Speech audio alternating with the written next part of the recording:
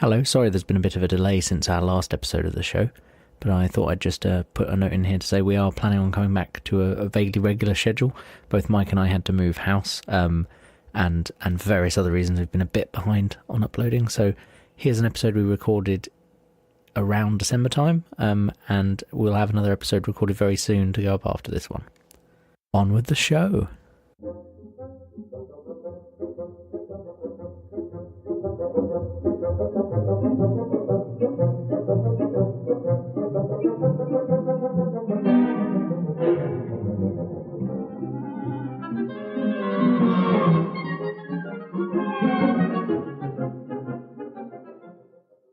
Hello and welcome to Hat of Many Things. These illustrious tones you're hearing may not be the ones you're used to because normally Mike does the intro. Mike is not able to join us this evening, so I have got myself and a guest. We're going to talk about our topic of flying, and our guest this evening is, I think it's your third time on the show, is it not? Mr. Wade, Mr. Pepper BSC to his Discord friends. How are you, Wade? I believe it is my third time, but yeah, I'm good, thanks. I'm good, all gravy. It's a good job we didn't try and record this when we wanted to before, when we were both ill, and we would have sounded like this. Coughs to death mid, it would have been awful. But yes, no, I would have had my gravelly voice like this, and everyone would have been like, "What's going on, Tom?" It's okay. We both rose to the occasion, and our white blood cells have done their jobs. Yes. A week of recovery and moving house has maybe not done wonders for my internet connection, but at least improved my voice. I don't think moving house did anything to do that. Well, no, moving house affected the internet connection. It raised my blood pressure, had to move some things, Oh, subtle connection there. Yeah. And this is how a show starts, when you don't know how to start a show. We leave that to Mike normally. Anyway, yes, moving swiftly on. We're talking about flying. I believe the exact thing we drew out of the hat was... So this is travel, subsection, flying. So what is flying? Science just doesn't know. No, we normally start with a definition, and I feel... why not continue that trend, even though everyone knows what flying is? So... Here is the definition of flying, according to the English Oxford Living Dictionaries, which is powered by the Oxford Dictionary. Yeah, I've never noticed that before, but if anyone wants to go to this link that I'm currently reading, you can see that is indeed what it says. So yes, flying is an adjective being moving or able to fly through the air with wings. Doesn't specify what those wings are made of, which is important because we're not birds, we're humans. So we have to sit in a silly aluminium tube or possibly in not quite a tube with rotors on top, which I think is your area of expertise, is it not, Wade? Expertise makes me sound like I'm a helicopter pilot, and I'm just going to go with this. We're going to pretend for the whole show that I'm a helicopter pilot. Okay, yes. Wink, wink, nudge, nudge. Wink, wink, nudge, nudge. But yeah, I flew in a multitude of helicopters when I worked offshore. I don't know if that's been mentioned before on this podcast. No, I think it's because I lived with you. It's kind of assumed knowledge. But yes, no, I don't think any of our listeners know that you spent, how long was it again? 2 years. About a year? Sorry? 2 years. It was 2 years? 2 years. During which I lived with you for 6 months. So my ability to be 100% sure how long you were doing that job is not perfect. But yeah, so you were working offshore. What were you doing specifically? I was a mud logger, so I looked at rock samples, collected rocks, washed them, crushed them up, poked them with a stick, said, "Oh, it looks pretty," and did a load of other stuff like that. Fair enough. It's not as exciting as it sounds. It involved geology, and that's cool because you studied that, so at least it's tangentially related to your degree. So, indeed, yeah. But to be honest, working offshore was interesting enough. So, brief aside here, living with you through that period was interesting because, you would suddenly be in the house for 4 weeks or so with nothing to do, and then you would disappear for an equivalent amount of time, during which you were being paid a lot more money to just stare at rocks and mud. So it was an interesting experience from my end. It must have been more interesting from your end because you had to take your music and stuff with you, so you had something to do, and you had a very regimented life, right? Yeah, it was kind of regimented in the way that you're working for 12 hours. So you sit out there, like get up, I'd have breakfast, I'd go out, start my shift. 12 hours of that just goes by whatever you're doing. There's no point regimenting that. And then it's like dinner, shower, read and watch an episode of Spooks and go to bed. No, that was my life. Is Spooks optional or is that enforced? Everyone must watch Spooks at this hour, like some kind of Orwellian BBC nightmare. I got it written into my contract. But yeah, so that means you have. Oh, I suppose we're kind of moving on into our first point here. Why can we talk about this from the purposes of travel, not from the purposes of actually flying? Having never flied a plane. Having never flied a plane. There we go. Episode title. Oh, that's a good point. My fucking flies learn to fly a plane, doesn't he? Yeah. Why didn't you mention that during the why are we important? I mean, completely forgot. Yeah. So I mean, we're talking about travel here. We're not talking about actually flying planes. I do actually know a pilot vaguely, like tangentially, and we also know Dale, who's a bus driver. but has trained to be a pilot. Buses with wings. Airbus. My work-related... I've done some travel on planes. I'm also now working in an industry where I sometimes experience plane software, but not actually flying planes. So I suppose maybe summarise our experiences here. You had to fly to the rigs a lot. Like, how long is that helicopter ride? So the helicopter ride length varied a lot. Like I mean, flying to a rig is similar to flying to a holiday destination. The whole process of you leaving your door, I'm going to take it as leaving the door in the morning of where I was staying the night before, not like my house in the morning, because then we did have a plane in there as well. Like it takes a lot longer than just your flight. So often I'd be up at 5 o'clock in the morning and I wouldn't get to the rig and finished until like 1 o'clock. Mm-hmm. But the actual flight itself was often as short as an hour. They varied between half an hour for the really short ones and up to 2 hours for the really long ones, but I think I only did that like once or twice.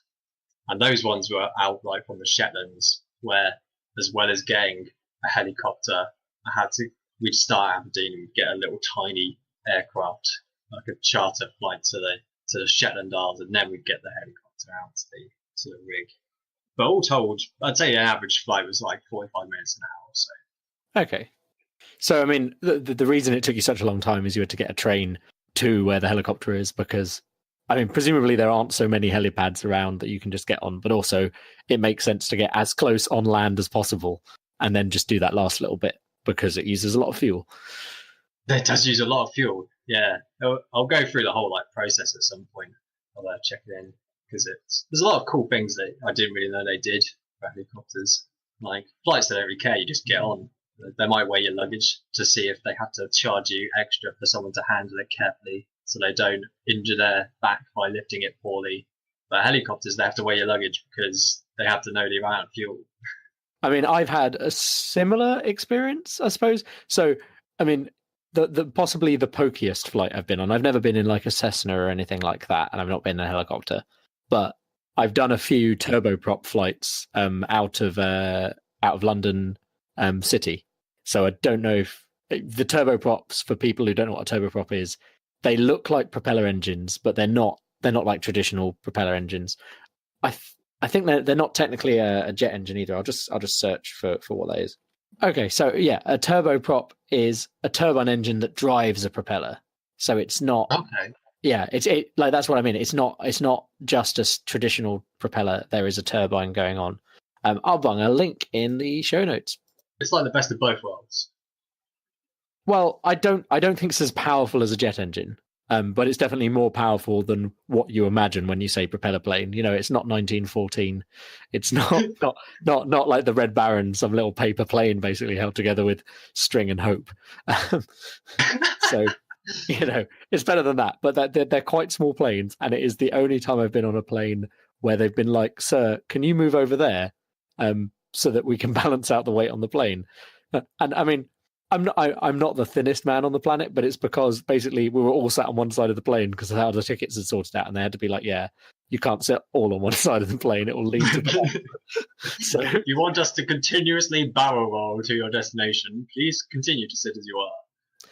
That's all. It's also the closest I've got to not having luggage let on a plane, because this is back in my old job where I I occasionally had to take a vacuum pump with me. Vacuum pumps, funnily enough, quite heavy. And basically a vacuum pump and its trolley to transport it and the box and the packaging came to 31.9 kilos. And the absolute limit for a item of luggage on any airline is 32 kilos. So depending on whether there was a prevailing wind or if their scales were properly attuned, they'd have to come out and be like, "Are you sure?" And I'd be like, "I've flown it before with BA. It's been fine." And they'd be like, "Ooh."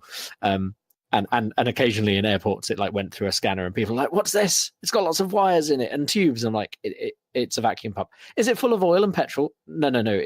It's a vacuum pump. It's electric. It's not full of anything. Yeah, well, I mean, not literally, but yeah, I mean, it probably has some grease and stuff on components inside, but no more than other mechanical devices do. It is definitely a ridiculous thing to do, like transporting something that heavy as an additional luggage item. I mean, obviously the company was paying for luggage, so it was just expensive, and not to me.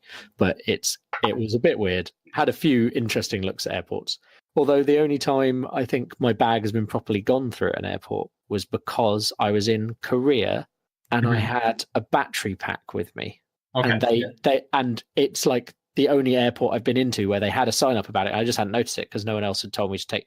It was like a rechargeable battery pack for your phone. And they're like, "Oh, you can't have this. It has to go in like your." I think I had to change from into my cabin luggage. I think was what they made me do. They made me have it on me.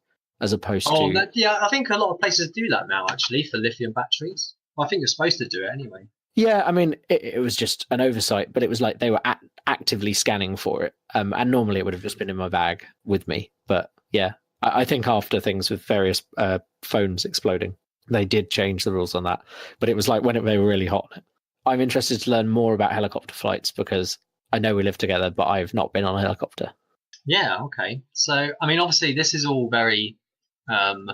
work helicopter, because if you go to I don't know, if you swan off to America and you go for a helicopter tour over Grand Canyon or something, your experience is going to be horrendously different from a work helicopter experience, because there are a lot of rules when you do it for work that you probably don't have to worry about when you're doing it casually. So obviously going to oil rigs, North Sea, we have to go over. An inherent fear of helicopters is that they will casually drop out of the sky like a stone, which they do on a thankfully not frequent basis. And because the North Sea is not known for its temperature, it's in fact just known for being a bit of a dick. I mean, a bit of a censored. You have to wear a full what's the word I'm looking for, dry suit and a life jacket. So.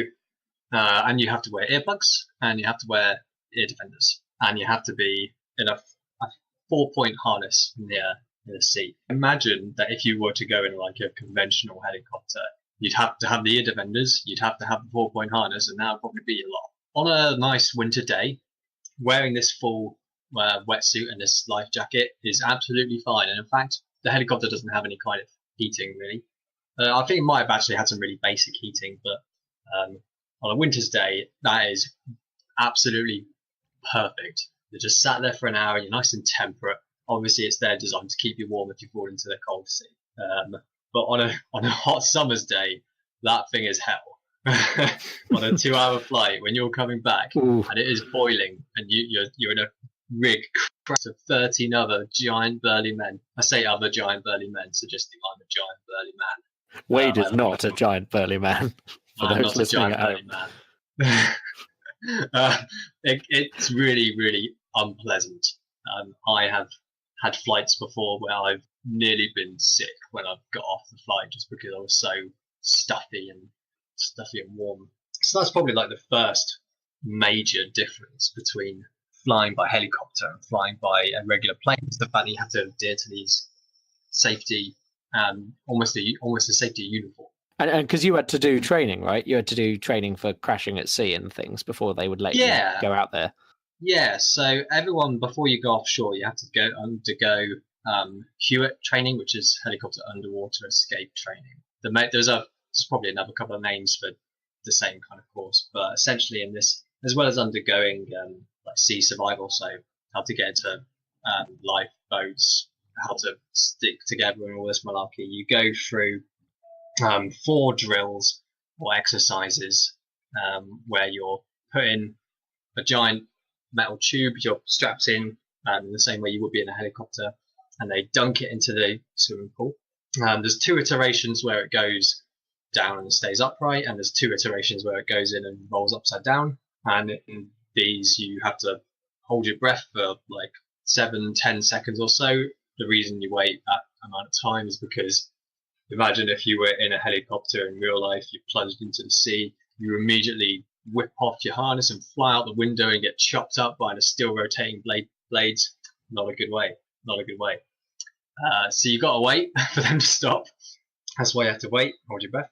In this, you learn kind of how to get yourself ready for a crash. So when you hear prepare yourself, or whatever they say it before an emergency, you locate your exit. This is a very important thing. You always find your nearest window, because if you get hit the ground or the water and rotating stuff, it's very easy to get disorientated.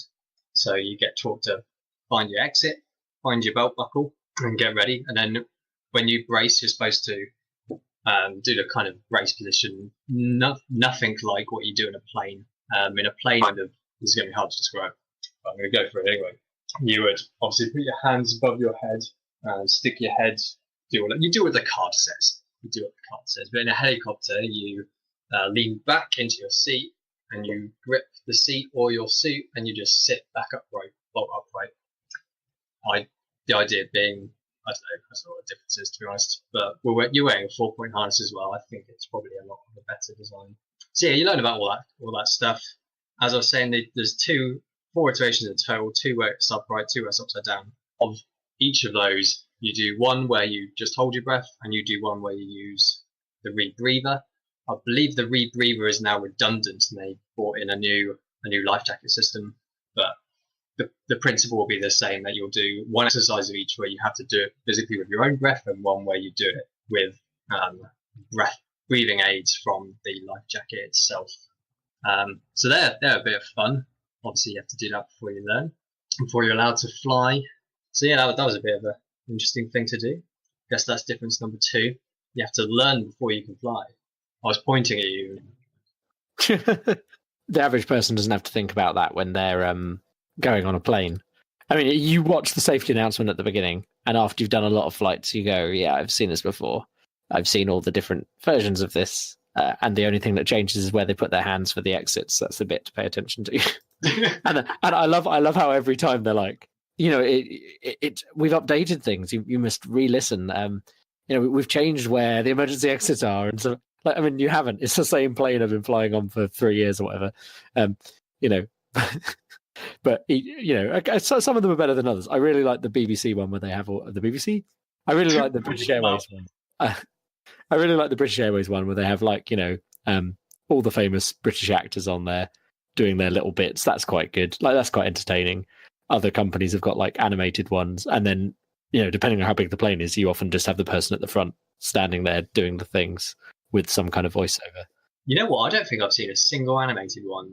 Well, you're obviously talking about on the TVs on the back of the seats. Yeah, long haul with Virgin. I think they've got a Virgin animated one, which is it keeps changing. It's supposed to be like some of their air crew, walking to different passengers, and it's a way of doing an inclusive thing because it's a cartoon. They can keep cutting to lots of different people without having to have paid a lot of people. Whereas the BA just went, we're going to pay a load of famous British actors and cut between them instead, which is obviously slightly less inclusive because there's a lot of white British actors. But they've done as good a job as they can on the BA one. I think. I'm sure someone will criticize it and say it could have been done better. I think the best one, actually, the best safety video is possibly the Gandalf Hobbit one. Let me see if I can find that. What? I'm so intrigued. I'm going to bung this in the show notes, and you can watch this and give me feedback. Oh my god, that looks amazing. I'm not going to watch all 4 minutes of it. I'm just going to skip through it, and I've got an advert. Oh no, I don't have an advert. This is actually part of the thing. It just looks so ridiculous. I thought it was an advert. Oh my god, this looks amazing. I'm just running through the scroll bar so I can just see thumbnails come out. I like that they couldn't afford actual Gandalf. it's got Elijah Wood, and it's got Elijah Wood, and obviously this came out when The Hobbit was out. It's got Elijah Wood, and it's got Ian. Was it Ian Holm? No, it wasn't Ian Holm. I think it's got Sylvester McCoy in it, who was Radagast the Brown in the Hobbit movies. But yeah, like it's got a few semi-famous people. Well, sorry, I'm just going to send you this one screenshot. Sorry, so it's got a few famous people, and they've got a miniature version of Elijah Wood. That's amazing. Looking forward to this. Elijah. That is just like CG to be tiny on a seat. Amazing. But yeah, so yeah. I love it. Right. You know what we should do? We should compare the overall check-in and flight process of regular flights versus. So maybe if do you want to just stop me when I get to each point and be like how it's different, or? No, we'll do a whole run for it. It's only like a couple of minutes for each. Okay, yeah. So I've flown on holiday a few times when I was younger. The longest flight I did when I was a kid was Thailand on a tour when we were singing. A story for another time. Absolutely, I think I might have mentioned it in our travel episode, but yeah, like absolutely ridiculous. Went out there with the school choir. Yeah, I'm still not sure how we wangled that and getting money. It does sound a bit ridiculous. I mean, we got invited out by the British ambassador to Thailand, so it was a bit ridiculous. He saw our school choir when I was in year 7 at a thing. There's a thing at Greenwich, which is for charity, and they have a local choir do it for 2 years, and then they swap out. So he happened to see us when I was in year 7 do Christmas carols. 6-7 years later, when I'm in sixth form, and he is British ambassador to Thailand, he's like, "Oh, it'd be really great if we could have a real British choir over here singing British carols." So we went. I love it. like it was the chamber choir, so not the whole like 60 strong choir, but still like 16 of us plus teachers. It was awesome. But that was the first proper long haul flight I did. Yeah, because I think I went to Canada with my parents later on. So normally I'd done short European flights, which I think most people will have done in the UK anyway. And I suppose if you're a US listener, it would have been the equivalent to, flying a few states away, that kind of distance, up to maybe 2 hours. But in my old job, I was doing a lot of travel. I mean, essentially it got to the point where it was too much. That's why it's my old job. I used to have a job where I would travel around doing a lot of repairs on MRI systems, which I'm sure MRI is in the show list of potential shows, but that's a thing to cover at some point. And essentially globe-trotting physicist / engineer for hire, I suppose, going around fixing these systems and testing them at various points when there was stuff going on with them. It wasn't all fixing. It was like, installations, going out there chatting to academics and working out what their needs were, that kind of stuff. Installation, testing, on-site, that kind of stuff. And it was really interesting and meant I had to do a lot of travel. Got to the point where I was probably traveling every other week, if not more frequently. Not always flying, but a lot of flying, because it's often the quickest way to get to places. And yeah, so I'm quite well suited in the UK for that kind of travel, because I'm not equidistant, but it's about half an hour with good traffic for me to get to either Heathrow or Gatwick. And since they're the two big London airports, and I suppose it takes me an hour on the train and tube to get to London City. So that's 3 London airports I can get to easily. So my usual journey, I suppose, would be I'd get in a taxi, or occasionally drive my own car, depending on how long the trip was going to be, to the airport, get out, go into check-in where depending on the length of trip, you either just walk through and like beep your phone with the downloaded ticket, or you go and weigh your bags if you've got something going in the hold. You go and queue up for security, which, as long as it's not half term or the start of the summer holidays, is probably about 5 minutes of queuing, if that. You beep through you're always beeping your ticket, I think, just to ensure you've never lost it. I think there's more beeping than they really need. It's just it's a thing to ensure you've got it on you, and obviously you have your passport out at the same time. You have to go through the scanners now, so you take all your stuff out, like metal coins and stuff that's going to go through the X-ray machine, belt buckles, anything metal basically. And now, at least at Gatwick and Heathrow, you tend to go through these millimeter wave kind of scanners, which you will have seen. You can't see me now because this is a podcast, but you will have seen. And it's the thing they get you to do, where you hold your hands up above your head for like 5 seconds, and this kind of big arm like swings around you, and basically allows them to see if you've got like a gun on you, which is obviously a lot less likely in the UK, but that's why they do it. It's a very quick scan, and then you pick up your stuff the other side, assuming you haven't got anything you're not supposed to. The funniest one of those I've seen is someone who bought a chocolate toolbox in Germany. They do these toolboxes made of chocolate, and like painted with like metallic edible paint, and they look really realistic. And they're just watching this guy trying to explain to the guy that it's just chocolate. Was quite amusing. It is. Think of my hammer. Don't know why he's talking about that, but he is. I mean, the thing is, this was Dusseldorf Airport, so you'd think the guy at the airport would be aware that that's what this was from like a Christmas market in Germany. But yeah, it was interesting to watch someone try and explain that. You go through, and then depending on how well you've timed it, if it's an international flight, you should be, I think, through with at least an hour and a half to spare. People will disagree on this, but once you get to the point where you're traveling a lot, you very much learn what the absolute minimum turnaround time is. I think for European or inside the US kind of flights, you probably only need to be there like an hour before, really. I would agree with that, yeah. For most, I wouldn't encourage you to cut it that fine, because I have cut it fine. I've got there after my flight, due to delays and traffic and stuff. I've got there after my flight had gone off the board and it was no longer possible to check in. Had to go up to like the Virgin desk and be like, "Hey, yeah, my flight's not there." At which point they check you in.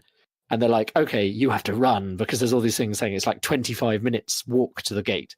In actuality, it's about a 10-minute walk. But obviously they have to assume that the slowest person, they have to base that on someone who might be in a wheelchair or something like that. But, if you run, you will definitely beat the 25 minutes timing on it.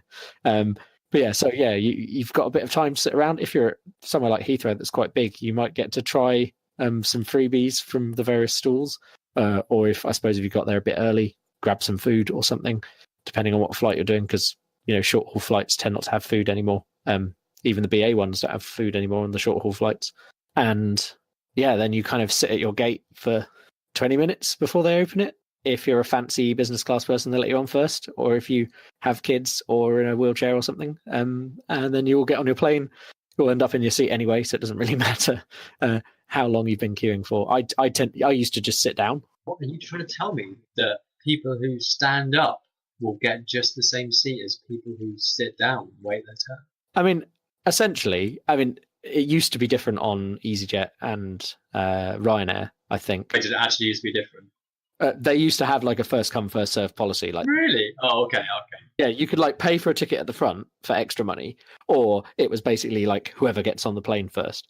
But that's back when my brother and I were quite small, and so my parents got to go on first anyway because we were kids, so they never had to pay for the upgrade. Okay, I literally had no idea that was a thing. I thought that everyone who just stood up when you wanted to get on your plane were just fools. I didn't realise there was actually a reason that stemmed from a genuine reason to do it. Yeah, that was the on cheaper flights, that was the old reason to do it. But then I can't remember if there's an actual study on this, but I think the reason they stopped doing it is because it's quicker to just get people on internet. Because if people are like trying to get the best seat or whatever, they're going to like be annoying to each other. Push, it's just human nature essentially. Like given that situation, people try and get the best seat for themselves, and it's just carnage.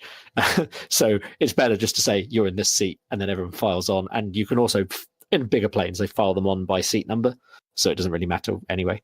Like there are definitely, for the bigger planes, you get like 6 different like queues for different sets of seats. So if you're at the back, there's no point in standing up for like 10 minutes. You have one final check as you get on the plane, where they're like, "Is that your ticket? Yep. Is that your passport? Yes, that's you. Good. Carry on." Potentially they take carry-ons off you at that point if they're like, "Oh, there's lots of people on this plane. There's not enough room for all those carry-ons. We'll happily put them in the hold for you for free." And then you get on your plane and you sit there for a bit while everyone sits down. You put your seatbelt on. They give you an air safety video. Plane takes off. Then the seatbelt sign comes on. You're allowed to take your seatbelt off, and they can serve food and drink and unreasonably priced airline products that I don't know anyone who's ever bought one, except for maybe headphones if you're in a real pinch. Like honestly, there's ridiculously expensive stuff in there, and it's way cheaper to buy stuff in an airport, let alone, in the country you're visiting before you come back. Like, you'd have to be in a pretty dire situation where you're in a massive rush to be like, oh, I really need to buy something from, I think it was called Sky Mall in the US, and it collapsed because, no one was doing it. I really need this model aircraft I can buy on the plane for twice as much as at the airport. I need this model of the plane I'm in right now. So I can work out my best exit strategy. But yeah, then the plane flies somewhere, which obviously may or may not involve multiple meals, depending on how far away you're going, and a sleep if you're going on a very long haul flight, or a failure to sleep, as I normally find, because I try and sleep through turbulence, but I'm not very good at it. And then the plane lands the other end. You're not allowed to turn your mobile phone on until you're like properly taxied up, and then you get off and go through. Well, depending on where you've ended up, let's just assume you've gone somewhere like America. You have to go properly through customs. I mean, you still have to go through customs and stuff in the EU, but it's a bit different. You kind of go, look, I'm an EU citizen, and wander through at least until next year. Yeah, it's or actually landing back at Heathrow and Gatwick, you have like the special EU line, which presumably will become the special British line once Brexit's happened, where you use your e-passport and you feel really smug as you watch all the people from further flung destinations who can't get into the special queue that's way quicker as long as it scans your eyes properly. So always remove your glasses. Is that a pretty good summary of flying on a plane, Wade? Yeah. Oh, then you pick up your bags and leave. Yeah. How does that compare? You wait half an hour for your bags, yeah. Right, so we're going to ignore flying to my predestination. We'll just go from where I used to be, because some people would go straight from home. So, like, in the morning, I'd get a taxi to the heliport. I'm going to use the word I a lot, but I mean, realistically, you can replace this with the generic you if you'd like. It's up to you, the listener. It's your choice. It's all cool. Maybe I'll mix. Let's change. So you'd get a taxi to the heliport and you'd check in, and you'd want to check in kind of a similar amount of time before your designated flight, but maybe even a bit earlier. So like we'd often try to get there for like 6 o'clock if it was a 8:30 to 9 o'clock flight. So about like two hours or so before, which was overkill, but it's what you have to do. You don't want to miss your flight to work. Same, you don't want to miss your flight anywhere. Yeah, you don't want to miss your flight anyway, but like if it's to get home while it's annoying, like you can often get on the next flight. Whereas if it's to work, that's probably quite a problem. Yeah, you probably won't be able to get the next flight. There'll be like one scheduled a day, but probably less. Probably like 3 a week, 4 a week maybe scheduled to the rig, and they might all be full. Anyway, so you go and you check in at the desk, and you show them your passport and your offshore card. And then they weigh your bags, and then they weigh you, and they have to be weighed as well, because obviously they get the weight of everyone on the day, as mentioned before, so they know how much fuel to put in the helicopter, because helicopters love to guzzle the stuff, and they want to make sure it's got a good amount to not be too heavy, so it doesn't use too much fuel, etc. But has enough to go around for a bit. So then you sit really bored for ages. If you're lucky and the helicopter gets delayed, then the heliport, which it often did, because helicopters are notoriously susceptible to weather conditions and human conditions, such as, I don't know, whatever reason that the helicopter gets delayed. If you're lucky, then the place might provide you a breakfast, a second breakfast at like 9 o'clock or so. You get like a little bacon butty or sausage roll or something. I don't mean a sausage roll like one random pastry. I mean a roll with a sausage in it, like a sausage sandwich, just to be clear. I love the clarification here. It's an important distinction. And then you'd hang around for a bit, not really doing much, and eventually you'd get called through for your flight. You go through a security which is very dissimilar to the thing. You just put all your items into a tray. You walk through. Again, they check your passport and your offshore card. By offshore card, I mean your offshore survival card. I think it was that. Anyway, I can't remember, to be honest. It's been a while. And you had to have so normally you could have your phone kind of on you, but at this point it had to go in your bags. You'd have to put it in your bags. In fact, it should already be there because your bags would have been taken away. Both of them. You don't get to take anything on as a check-in, like a hand luggage. There's none of that. So then you'd go through and you'd go sit in a room and you'd make small talk with between 3 and 10 people you'd never met before, or maybe you had met them before. Who knows? Who are going to the same place as you, or you just sit there in awkward silence until someone came in and went, "Welcome to your offshore video," and they'd go through a little quick spiel about how you've all got earplugs, and they'd call out your names and they'd chuck you your suit, and you'd all get dressed into your little suits and you'd stick in your earplugs, and then they'd stick on the video for you to watch, which was about kind of 10-minute video-ish. I've got a link. I found one on YouTube.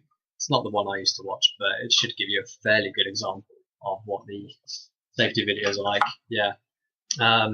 You'd watch that, and then you'd sit around in more awkward silence, this time with your earplugs in, so you couldn't hear people anyway.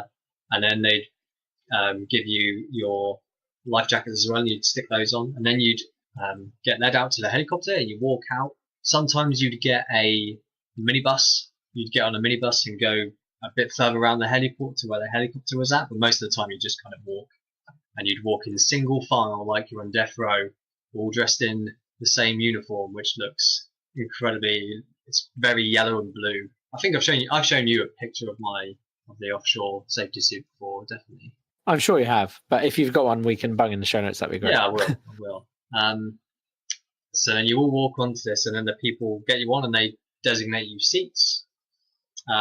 As you get on the helicopter is rowing. Was it rowing? Was it going? Honestly, can't remember. I think most of the time it was already going. And you'd get on, and you'd put your then ear defenders on top of your earplugs, double ear protection, and you'd buckle yourself into your 4 seat harness, and then you'd wait there for a bit.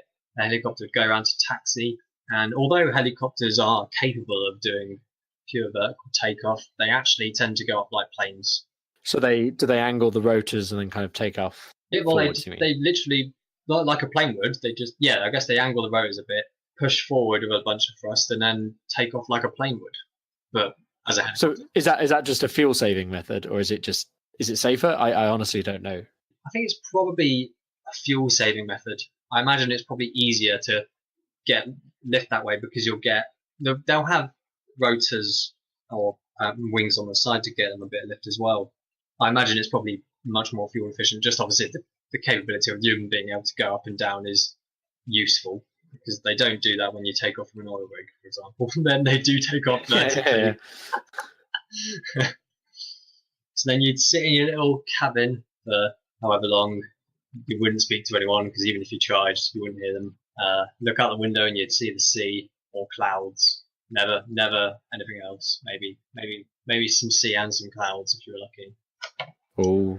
You could never tell how far away the sea was. It was really weird, because by the time you get away from land, all you can see is ripples in the sea, and you're like, I can't tell how high above the sea we are.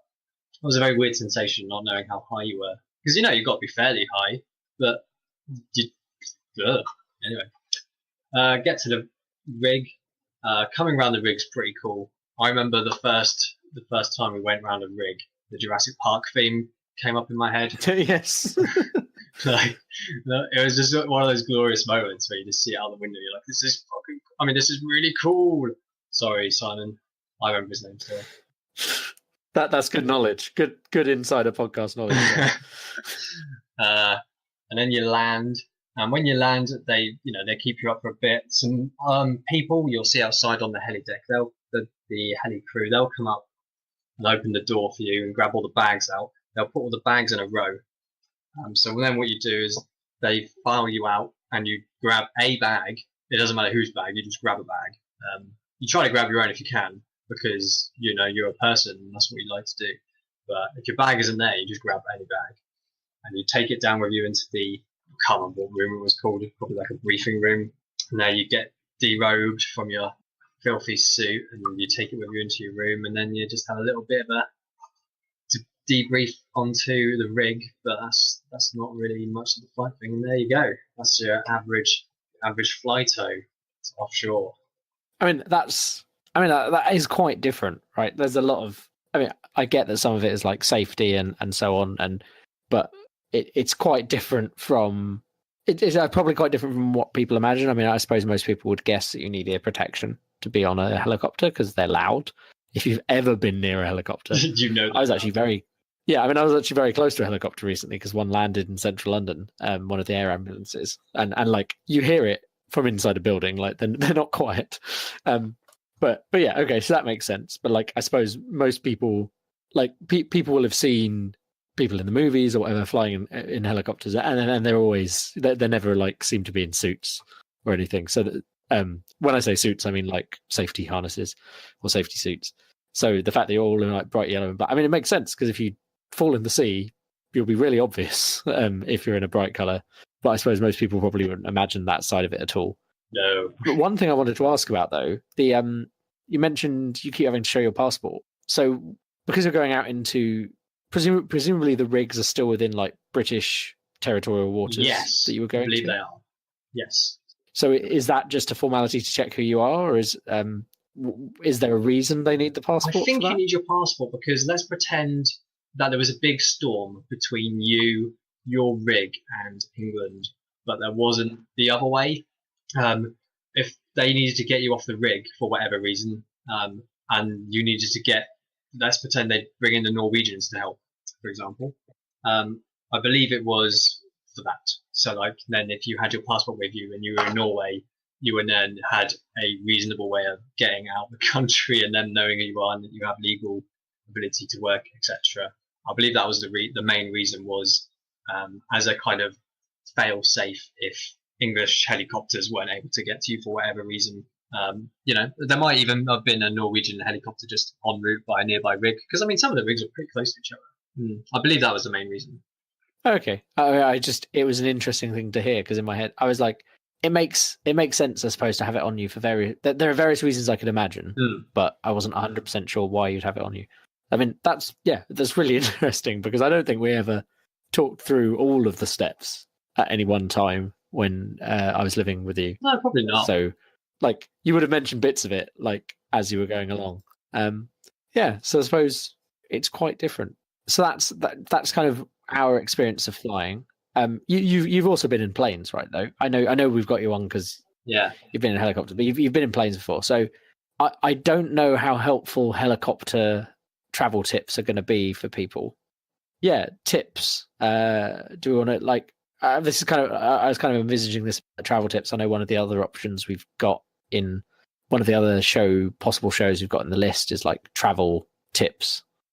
Because I used to do a lot of travel at the very least. So I suppose, is there anything you would recommend when going for a flight? Take a drink. It's bloody obvious, but Iron Brew is not a morning drink. That's a good tip. Don't get me wrong, I love Iron Brew. For the Americans listening, just so you know, Iron Brew is a very orange pop drink from Scotland that is it's famously joked about is made from girders. It is made from girders. Iron Brew. Indeed. But yeah, like, don't get me wrong, I love Iron Brew. But this was actually like when I was coming back from offshore and I was getting the first flight in the morning home. And I was like, oh man, I've just discovered like the joy of Iron Brew. I'll buy an Iron Brew from the airport. So I did, and I drank it at like 8:30 in the morning while getting my flight, just before my flight, and it just gave me the worst indigestion. And I was like, oh god, no. What have I done? So, top tip, don't drink Iron Brew in the morning. I like that you uploaded an image of Iron Brew for the listeners. We're a bit thin on show notes, so I figured I'd throw in some Iron Brew there. It is very orange. I think I'll link to probably an advert. I think for bright colours. I'm sure there are some famous. They've got the goth advert. Iron Brew is brilliant. The Happy Summer Goths is the Iron Brew advert, I think. But yeah. Yeah, having a drink's a good idea, but I suppose one problem with having a drink. Do you mean having a drink beforehand? No, I mean like take a bottle on with you. Because if you're flying, I suppose if you're going on a helicopter, you have to buy one at the airport. Yeah.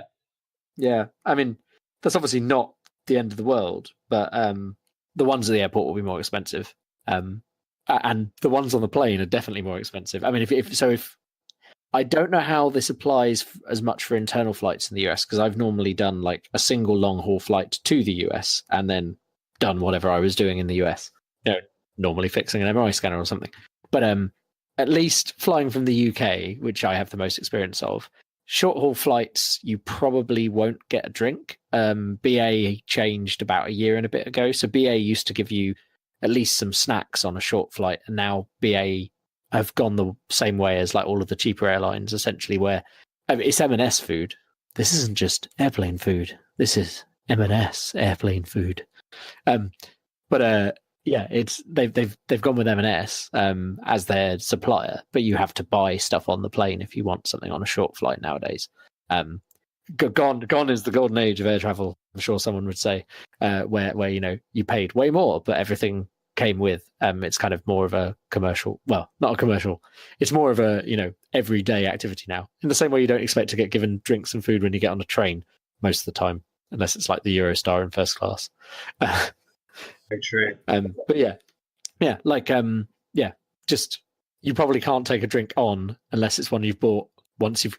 It's one of these weird things where they're like, oh, you can't possibly take more than 100 mils of liquid on, but you can go straight through here and spend a lot of money in our shops because really this safety thing we've put there doesn't actually do anything. It's just a way to make more money. Which I think is the problem with a lot of the security at airports. It's a lot of it is for show, which is even more obvious in some places where they have like these ones where you can pay to get to the head of the queue. It's a thing they do like in the US. I think it's TSA Plus or something where you basically pay an amount of money to have a simplified experience getting through security. And they have a similar thing at Gatwick now, where if you pay for like the fancy car parking at Gatwick, you get to go through like the premier queue, which is it's quicker because it's emptier because most people don't pay for it. But yeah, travel tips. Drinking is a good thing. Yeah, with the aircon, you should keep drinking water and not too many of the free bottles of wine they give you on long haul flights. Yes, no, so this is one of my business flights I went out there. I have got a lot better with having to fly a lot, but I have always been a bit of a nervous flyer, even though I know it's one of the safest ways to I think it's statistically the safest way to travel. Safer than like driving to work, but because you're not in control, there is an element of that. I wouldn't say I have a fear of flying, but I've always been a bit like about it until I started having to do it all the time. And one way to get over a fear of something is have to do it all the time. But yeah, one of my first flights, I think it was a Virgin flight, and I'd been disappointed that they didn't have that they advertised that they did cocktails for dinner. But what they meant was they gave you some vodka and some tomato juice, and you could kind of make a Bloody Mary. And they were like, "That's it." I was like, "Oh, that's a bit disappointing." Okay, I'll have the wine then. And they give you like a wine. They come around once. They're like, "Oh, would you like a drink?" So I said, "Yes, wine." So they give you a bottle of wine, drink the wine. And then they come around a second time when the actual meal's being served. Oh, would you also like some wine? Oh, yes. Well, I'll have another. And because they're those little small things, which are like a small glass of wine, you've only really had. I think it's like a 150ml bottle or something like that. Yeah, so maybe slightly larger than a large glass of wine. A large glass of wine is 250. I think a 150 is a medium glass of wine, isn't it? Yeah, it might be 125, 250. But yeah, that it's not a full large glass of wine because it's these little diddy plastic bottles. Which I think, as you say, are 150. But yes, so the point, yeah, you get these small bottles of wine, and the point is they will actually just give you. I mean, not unlimited. They have a limited stock on the plane. But I was sat next to this guy in a suit who just was like, "Oh, can I have 6, please?" And I was like, "What? You can have 6?"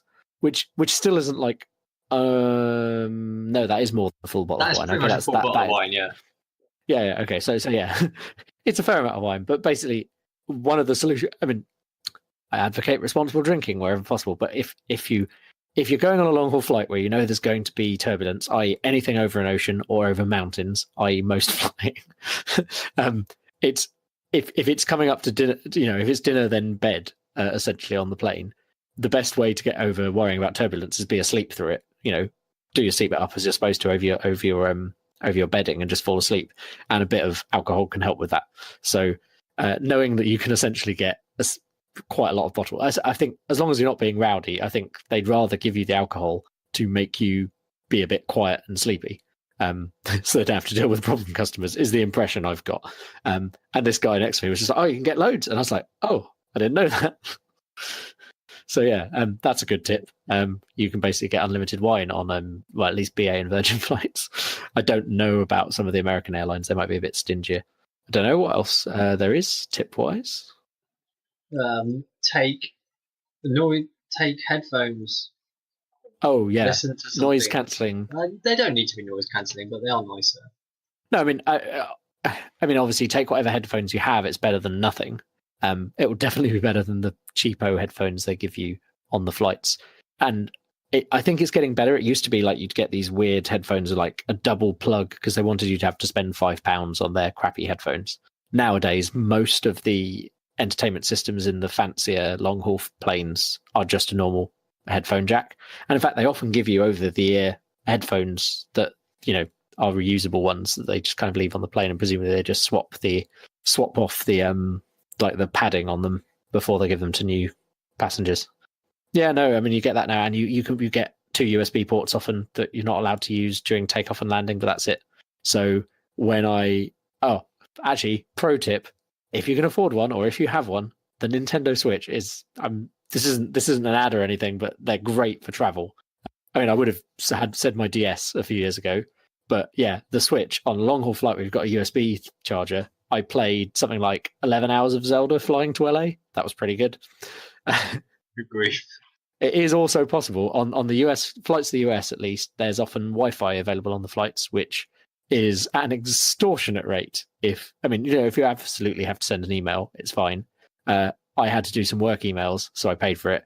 I then tried to play in a game of Vampire that Mike was running over Discord from the airplane Wi-Fi. Try that? That was never going to work. Because I'd paid for like 50 megabytes, whatever you pay for, because it's the minimum amount, and I'd done my emails. So I was like, well, I've got data, might as well try it. So there's me at like 30,000 feet halfway to LA, and I could hear some stuff. It was not the worst, but it was not reasonable to play with, sounds of the aircraft around me, people sat next to me wondering what this man is doing, talking about vampires. Yeah, it probably wasn't the best idea. I move into the next room and drink her blood. It was worth a shot. We tried it. We learned it didn't work. Maybe one day the Wi-Fi on planes will be faster. But, it technically achieved. You can sit on Discord and message. That's quite fun. And obviously you can upload photos quite slowly. So I have taken a few photos. I've got a few photos on my Instagram, like from that I posted at the time, which was quite fun. But it's kind of more of a novelty. Unless you really need the Wi-Fi, it's too expensive. It's more expensive than train Wi-Fi. So that's saying something. Fair enough. Learn how to pack. Oh, yeah. Like, be a Tetris god. You can do it. I believe in you. Yeah, I mean, well, I suppose maybe a really useful tip, if you've not done this before, most people don't have a scale to weigh their luggage with, right? I mean, if you're traveling a lot, you might have invested in one. I know some people who have them. It's true. No one weighs themselves anymore unless you weigh yourself on a day-to-day basis. No. But I mean, like, people don't have luggage scales, which, like the one that you hold on your hand, you hook the luggage on and it shows you exactly how much the luggage weighs.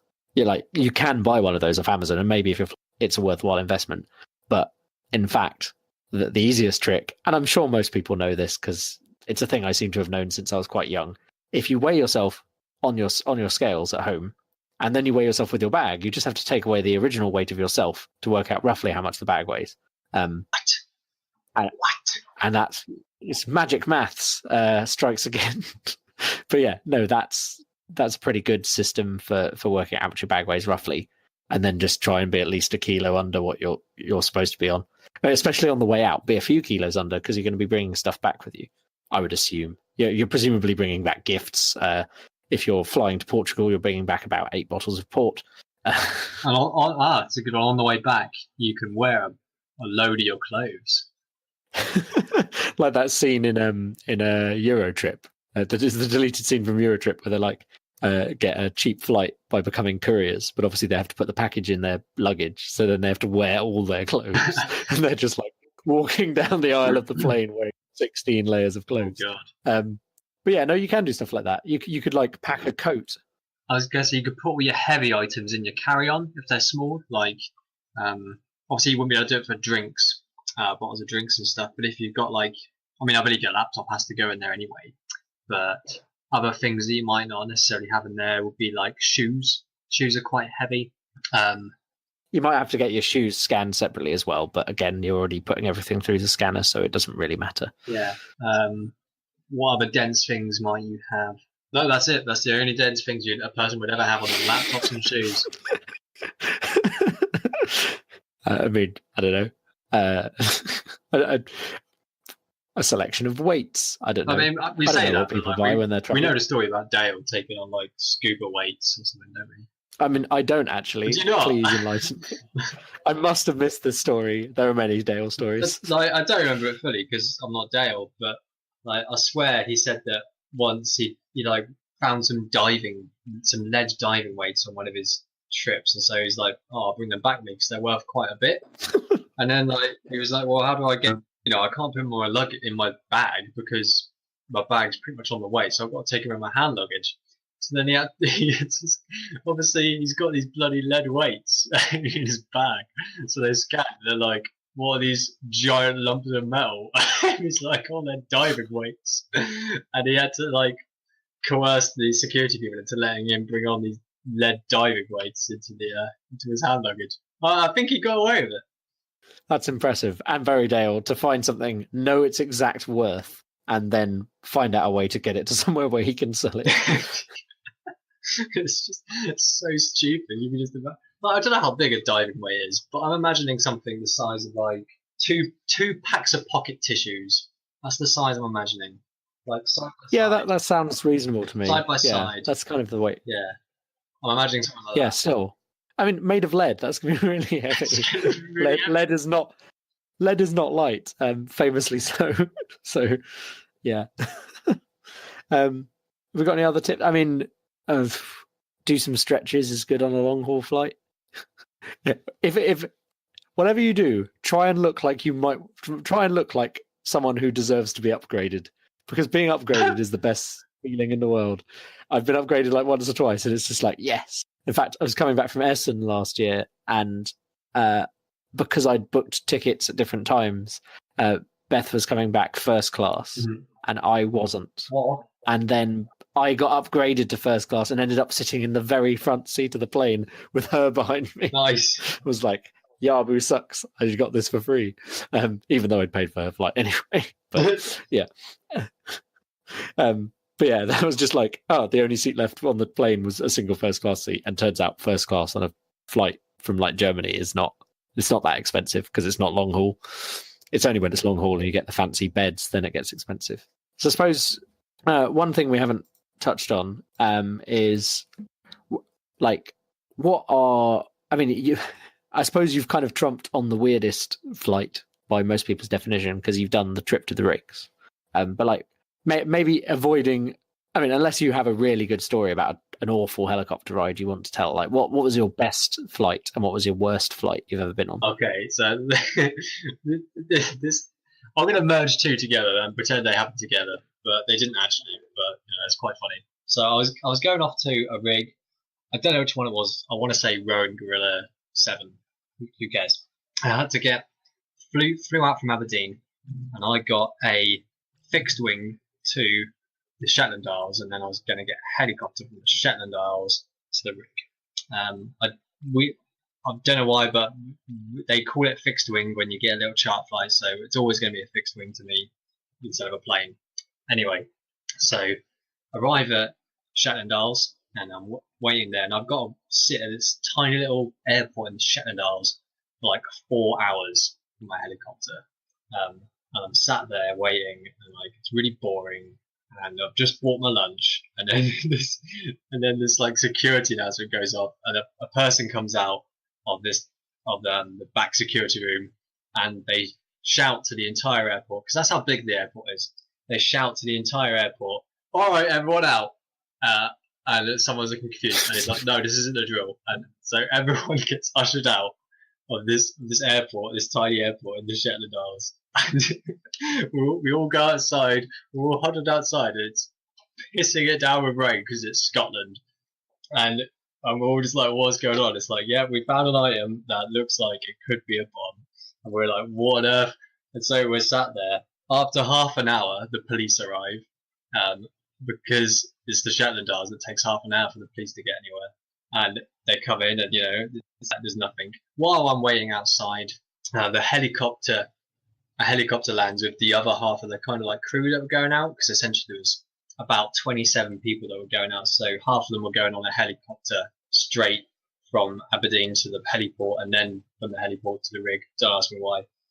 And they just had to wait outside the helicopter there, and we were waiting outside for like an hour, all told, before we were let back in. And it was just because someone left their bag by a door. It was like, oh my god.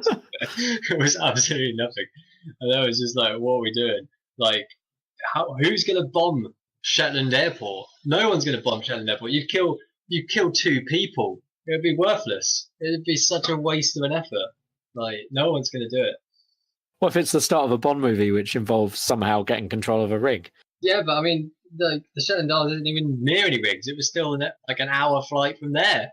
I mean, it is near rigs, but it's not near rigs. So that was a good laugh. Another one of the flights that was pretty sketchy. It wasn't that sketchy, but like this was coming home on the helicopter, and normally you kind of sit in the helicopter and you wait. You sat for about a quarter of an hour while they're doing like the pre-checks and stuff before the helicopter kind of takes off. Maybe only 10 minutes, but we were sat there for like half an hour. It's like, obviously, we've been sat here a while, and so the curtains open in front of us, because instead of having a cockpit door, they just have curtains. The curtains open, and there's the pilot sticks his head through the curtains, and we can all hear him over the like speakers anyway. But it's like, hey, one of our sensors isn't working, but we don't strictly need it while it's light, so we can either fly home now or we can try and fix it. But if it takes us longer than like half an hour, we're not going home today. And everyone was just like, let's just vote to go without this sensor. I don't know what it was, to be honest. They never mentioned. So we were like, okay, let's go. So we start going. Obviously, everyone's aware that one of the sensors isn't working, whatever it was. And about halfway into the flight, you just see the pilot reach for the instruction manual of the helicopter. That's sat in the middle of the pilot. That does not fill you with confidence. And you're just like, oh my god, what's going on? And he just like flicks through. He sat there for a couple of minutes and then puts it back. And then you just like hear an announcement over the thing. It's like, oh my god, like, oh god, what is it? It's like, we're approaching land now. We're like, oh my god, what on earth was that? So that was a bit of a laugh as well. I mean, I think what you're describing as a laugh, some people might find rather terrifying. Yeah. Those are quite. I suppose I'm trying to think what my the actual worst experience on a flight, I think, is possibly one of the first times I came back from Doha in Qatar. Mm-hmm. Yeah, I used to fly out there with my old job. Did a few trips out there, and so you come back. The route you come back out. You go. It's a weird flight with BA. You have a layover in Bahrain, which is weird. That's just weird. Like being on a 7 or 8 hour flight. But it really should just be a 6-hour flight, because you stop for an hour in Bahrain, and they basically, the people who are getting off at Bahrain get off, fine, and then the cleaners come on, and some security officials, and just check that you're the people who are supposed to be staying on for the next flight. I love it. Which is just a bit weird. I've never experienced anything like that elsewhere, so it's just kind of a bit strange. But the reason it's an awful flight is on the way back, or at least this is, I suppose this is how it works. I'm not 100% sure, but on the way back, you're in a desert region, and then you cross the sea, and the sea will obviously be, it's not on the equator, but we're talking, it's a hot sea, and then you go over some mountains, and so you get just the worst turbulence at like late evening on the way back there. And I suppose that's probably my worst flight from that point of view, because you're just buffeted about, and no matter how good I was at falling asleep as the plane took off, I would inevitably get woken up by a kind of it would feel like a horrific jolt. Like in actuality, it probably wasn't. But if you're asleep and then you're jolted awake by turbulence, it's not a great feeling. Yeah, I don't know. It's just not fun. Trying to think about kind of, I suppose, a bit similar to your story. The nearest thing I've had to like, I suppose a near miss would be what you'd say is I've been on a plane and it's been about to leave, and they've been like, everyone get off the plane, and you're like, oh, what's going on? And this was at Heathrow, and the reason they got us all off is they're like, yeah, we've noticed something wrong with the plane, and so yeah, we had to go and sit for another hour at Heathrow, and then they got us a new plane. But they didn't really fill us in on the details. They're just like, there's a problem with the plane, can't fly. I mean, it could have been a very minor issue, but obviously they have to be super safe for these kind of things. So, I mean, I understand why they did it, but at the time it was like, what's going on? And it didn't necessarily fill me with confidence about the flight, but it was fine. Yeah. What was your best flying experience? I assume it wasn't helicopter related. I don't know, to be honest. That's a good one. I do remember I've been like in a tiny little kind of like 6-seater. I mean, don't get me wrong, I've been in a 2-seater with my dad because he's learning to fly little planes. I don't think they're technically planes. I think they're like some kind of hybrid. Anyway, in Iceland. What, hybrid plane helicopters? Hybrid? No, as in I think they're not. It's a fixed wing, but it's like fabric. Right. I'm trying to think what it actually is. I don't know. I know his plane's called JC Jot. I can't think anyway. Anyway, that's not that important. The point was it was a tiny little 6-seater plane in Iceland. We were travelling from one island to another island. There was like 30 of us. It took like 3 hours to transport everyone across. It was only a like 10-15 minute flight. But I had to go there and back and there and back and there and back and there and back. But that was pretty cool because it was like my first ever time in one of those. It was in Iceland. And I really like, one of my favourite bits about flying is like the acceleration when you take off. I just. Oh yeah, that bit where you're like, we're speeding up. Oh no, we're in the air. Yeah, that feeling when you're like all your organs are pushed into your spine. It's really nice. I actually once, obviously your phone has to be in airplane mode when you're flying. Sometimes you have Wi-Fi you can connect to, but at least when you're taking off, it's supposed to be in airplane mode. Most phones have a lot of sensors on, and there's an app you can get. It's a physics toolbox app. Okay. It uses the sensors on your phone. So my old trick with my old job was, get the magnetometer out and show people how close you can get your phone to the MRI scanner. Don't do that at home. But yeah, like that was quite fun. One flight I had it on using the accelerometers and to detect the G-force and everything, and I just measured the flight up, to see what it looked like. I don't know if I have that data anymore, sadly, but that's the thing you can do. It doesn't require like data connectivity. You can just have it set up. But yeah, just trying to think. My best flight. I've had a few good flights. I've only had a few. No. I suppose probably that flight to Thailand I mentioned or alluded to earlier was probably one of my best because it was the first proper long haul flight I went on. Yeah. And that route. So it was in order to save money, we flew to Charles de Gaulle in Paris, Air France. It was all through Air France, and somehow it was cheaper to go Air France to Paris and then get on a long haul flight from Paris to Thailand than it was to get like a long haul BA one from London. So we did that, and on that long haul flight, so it was on a 747. I suppose this will be like there and back. So they're out, first ever long haul flight, and being teenagers, last few years of school, we had our meal, and then in the middle of the night we were all like, we're so excited because we're on this long haul flight. And we've been told there were like snacks and drinks available in like this middle section, and we found an entire freezer full of Haagen-Dazs ice cream. Nice. Which is just like, that was awesome. Like, really felt like we were on some kind of fancy flight. And the other thing that's great about that flight, that route, is you go just below like Everest. Oh yeah. So there's the bit where they're like, and now if you look out the window, you'll just see Mount Everest, which is cool because, I mean, maybe one day I'll be able to go to Nepal or something, but like being able to just, that was just like a freebie as part of the flight. You got to go past Everest and see Everest, which is really cool.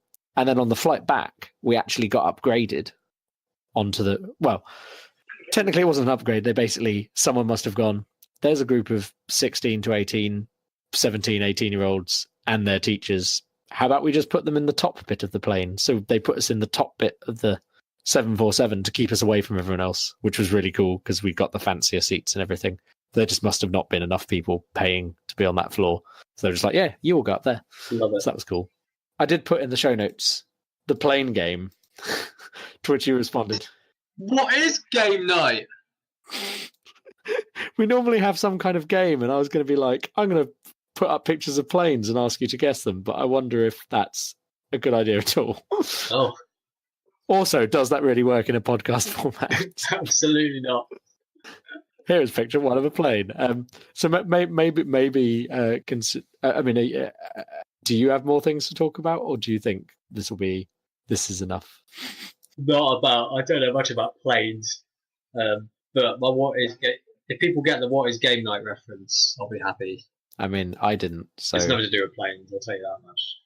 So Wade, thank you for joining me again for another episode of Hat of Many Things without one of the hats. You are muchos welcome. I don't know if that's a thing. Sorry? You are muchos welcome. Ah, muchos welcome. Ah, yes. I forgot you were Spanish, Wade. Yes. What was my name? Zagos Zane, Zaron Zane, something like that. Spanish name. It's probably Spanish.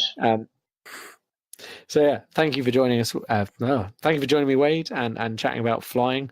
I hope everyone enjoyed this slightly disjointed episode, minus Mike, who's normally there to corral me as well as the guests into some semblance of order.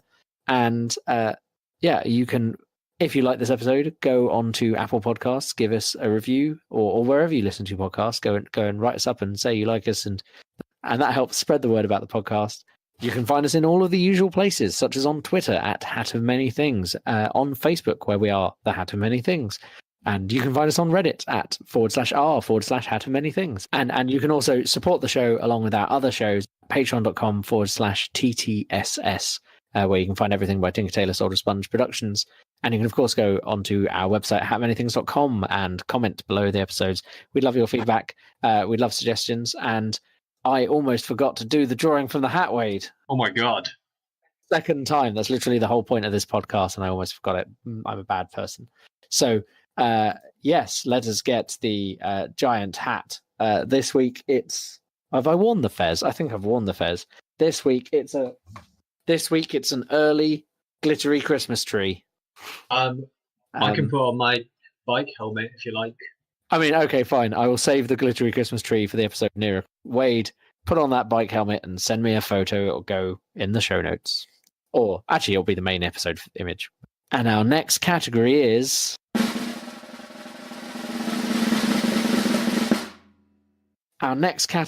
sports ball.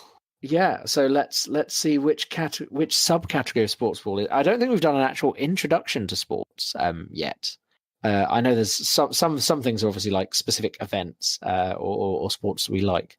But yeah, let's see if let's see what category we get within that subset. Our subcategory is why sports ball is so good, which sounds like that sounds like quite a good intro.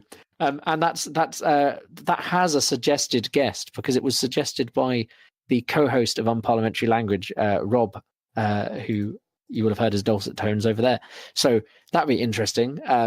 Rob trying to convince me why I should like sports more because I only really like rugby. So that could be interesting. And that sounds quite fun. Join us next time for our first episode in the sports ball category, Why Sports Ball is So Good, with a guest from Unparliamentary Language, Rob. Thank you for joining me, Wade. It was interesting to hear insights into your crazy life living on the rigs for a bit and what helicopters are like, because I've seen them fairly close, but I've never been on one. So and also you had quite an interesting set of experiences there, which I hope other people were interested in. Is there anything you want to give a shout out to or say before we sign off? No. I'm not one of these people who has an internet personality, really. So I'm all right. Fair enough. I mean, you can find Wade in back issues of The Hat of Many Things. and probably in future ones, I would hope, as long as I haven't scared him off by discussing boring planes. Do you ever speak about Age of Empires, man, on there? We could definitely add that. You'd be like, what else we're going to talk about? No one knows anything about this. I mean, we've done some intro. I mean, we've done maybe more general video games categories than that. If ever we end up with no mic and we need to do an episode, we can do Wade talks about Age of Empires and just accidentally types 11 into the chat repeatedly. 11. And with that, it's and with that, good night. 11. By the way, I'm just going to describe this now to you, Wade. The reason it took us so long to start recording, like an extra hour, other than the fact that we were landing on Mars, is so there's a Wi-Fi dongle in my PC, right? And I was like, cool, I'll just connect to the Wi-Fi. Won't be the best connection. It'll be fine for voice. And yeah, it was like connected to the Wi-Fi and no connection whatsoever. I'm like, oh, well, that's helpful. So I went around the room and I found that the problem is that basically in the very corner of the house on the floor is where no Wi-Fi is, unsurprisingly. Okay. Whereas like my room has Wi-Fi. I've got a Google Home. Like, okay, Google, say hello. Hiya, how can I help? I assume you could hear that. I mean, I didn't hear it fully, but I heard that it responded. Yeah. I mean, you get the point. Like, she's on Wi-Fi. I was like, oh, it'd be great. I'll just do Wi-Fi. I did Wi-Fi with my laptop here yesterday. But no, what I've got is I've jerry-rigged. I've got an old wireless repeater. And the wireless repeater picks up the wireless network coming through the wall and then turns it into Ethernet to run the last meter to my PC. I'll send you a photo. It is a bit jerry-rigged, but it'll do for now until we can get power over Ethernet or something set up. Not power over Ethernet. Ethernet over power? Yes, that way round. I've got that. I've got it. It's bloody, like, don't get me wrong, it doesn't speed up the internet. No. But it makes my connection stable. Yeah. Yeah, that's the thing I really valued, because, like, when I was playing Age of Empires, like, I'd drop out quite a lot, and then I set this up, and now I don't ever drop out. Just the stability keeps it, which is good. Talking of stability... I say I don't ever drop out. I dropped out while I was playing a game winning, and I was good. Talking of stability, let us move on to flying. Brilliant segue there, as I'm sure you've noticed. So I'm really bad at starting how many things because I don't have a script for it, unlike unparliamentary language. So I'm just going to kind of go with the unparliamentary language intro. And this is the second time we've done a joint episode, Wade. If we were super popular, this would be on a wiki. It'd be like, it's the second time those guys have done a thing together. This time they're not in the same room. No. So the audio quality is different between them. Okay, let's carry on.